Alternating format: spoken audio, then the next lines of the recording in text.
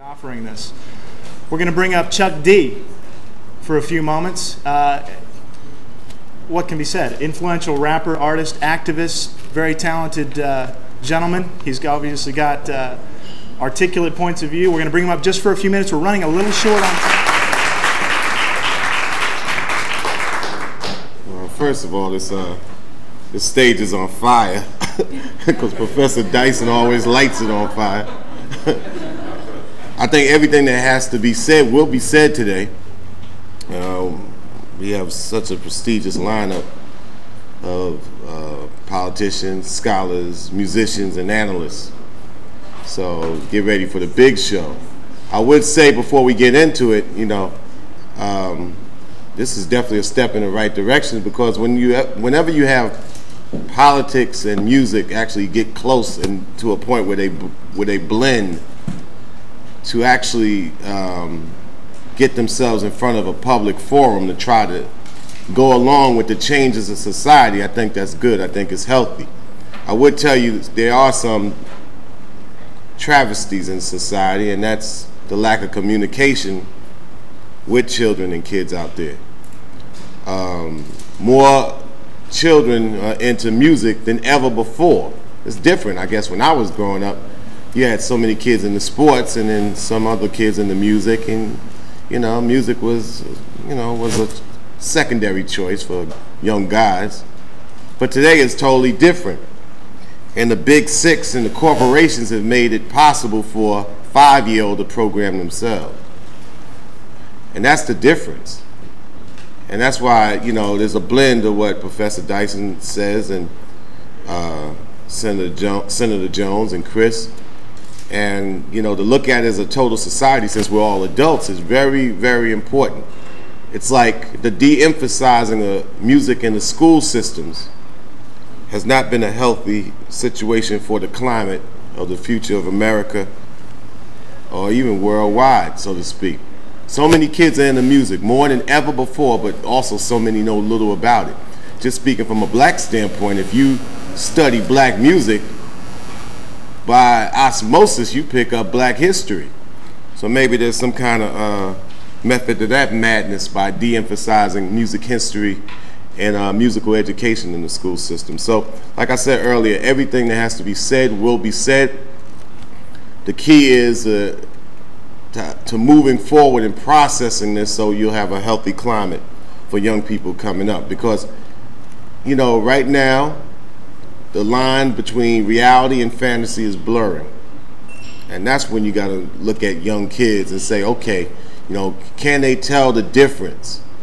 Yeah, a gun could be in the household, but you wouldn't necessarily put a gun on your child's bed or a buzzsaw without at least interpreting what these things do and what they mean. So when it comes down to a tape, yes, a tape can be lethal. I've seen, I'm calling a spade a spade. I've seen music influence a young head to make them do something. I talk in the jails and the penitentiaries. And it's a severe blur between fantasy and reality, because, especially in the community where I come from, the controls of realities are not there. So therefore the fantasy world can be sold to the black community for a higher price and brought up much quicker. So, that's a real big one. And when you have a situation like that, not only does art imitate life, but life imitates art. And that's very dangerous. So with the combination of a political overview and musicians coming closer to also being at least accountable to their words, I think you might have a situation that might set up a healthy climate. So let's get it on. Well, I'll be brief. I got 3 kids. The oldest one's 19. He's not a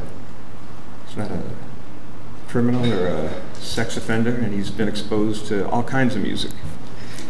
I got a 5-year-old. I don't let him watch parts of Bambi because I think that it's really depressing where the mother gets killed, and it's upsetting to a kid. I think that's my job. I don't think it's the job of the government to tell tell me what I can expose my kids to or not expose them to. You can see by the wide array of opinions here that judgment about music covers a very wide spectrum. So who would you like to be in control of what you can listen to? More importantly, I don't even think it's about music. It's certainly not about exposing teenagers to sex, which I think that's already written into the DNA. You know, they know about it. You don't need music to tell them about it. I think once you start controlling the flow of information to citizens, you basically end the idea of democracy. And that's really what's at issue here. You know, the freedom of speech is not just the right to speak about popular ideas. Freedom of speech is proven and has value when the most unappealing ideas are allowed to be entered into the forum. And as Justice Brandeis pointed out, the way you counter unsavory ideas is with more speech. That's democracy, and that's the law. And there's a lot of bad music out there, and there's a lot of bad stuff in the world. I don't think music is the cause of the problems. I go right along more with Representative Dyson. I think the increasing chasm between rich and poor and the presence of hopelessness has created the real decay in the moral fabric of the country. And that's what we should be addressing, not a little symptom. We start addressing music as the evil. It's basically like following the O.J. trial or Monica Lewinsky or El Nino. It's distraction from the real issues. The people who want to maintain power don't want you thinking about why 200 corporations control 25% of the assets of the entire world. So, God, I probably used up all my shtick. Okay. All right.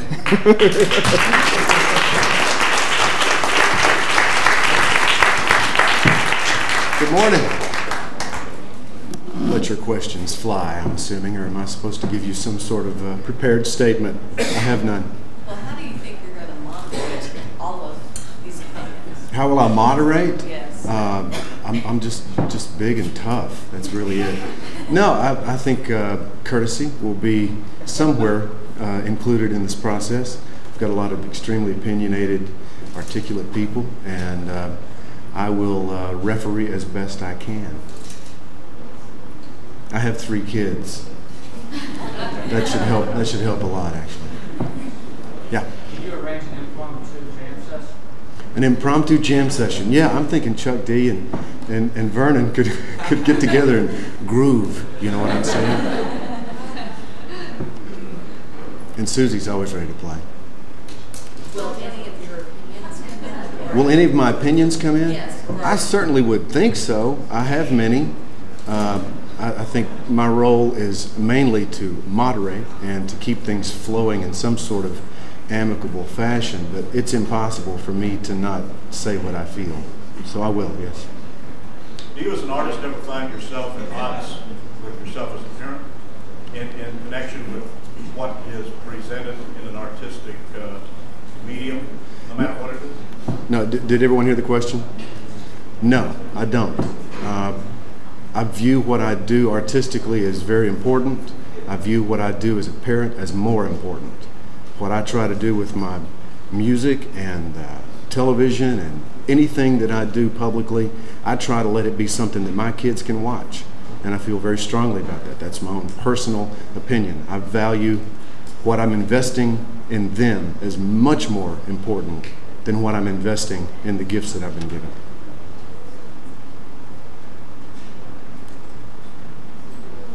Wow, brought the room down, sorry.